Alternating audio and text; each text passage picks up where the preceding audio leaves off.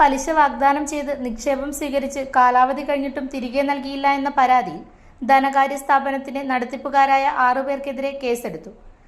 26,66,300 രൂപ തട്ടിയെടുത്ത് വഞ്ചന ചെയ്തുവെന്നാണ് കേസ്.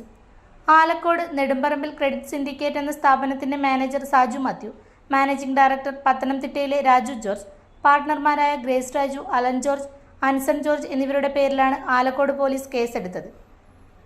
ആലക്കോട് തുണ്ടത്തിൽ വീട്ടിൽ മാത്യു ജോസഫ്, മിനി തോമസ്, ആലക്കോട്ടെ ജാൻസി മാത്യു, അരങ്ങത്തെ പീതാംബരൻ, അരങ്ങത്തെ അജിരാജ് എന്നിവരുടെ പരാതിയിലാണ് കേസെടുത്തത്.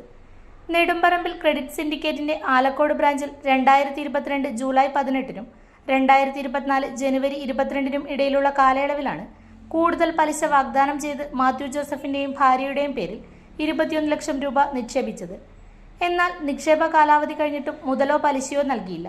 മാത്യു ജോസഫിന്റെ പരിചയത്തിലുള്ള 3 പേരെയും ഇതുപോലെ ചതി ചെയ്തുവെന്നാണ് പരാതി. ആകെ 26,66,300 രൂപയാണ് 5 പേർക്കുമായി നൽകാനുള്ളത്. ആലക്കോട് ബ്രാഞ്ചിൽ മാത്രം 30-ലേറെ പേർക്ക് നിക്ഷേപ തുകയായി 2 കോടിയിലധികം രൂപയാണ് ലഭിക്കാനുള്ളത്. പണം തിരിച്ചു കിട്ടാനായി കൂട്ടായ പ്രതിഷേധത്തിന് നിക്ഷേപകർ രംഗത്തിറങ്ങാൻ തീരുമാനിച്ചിട്ടുണ്ട്.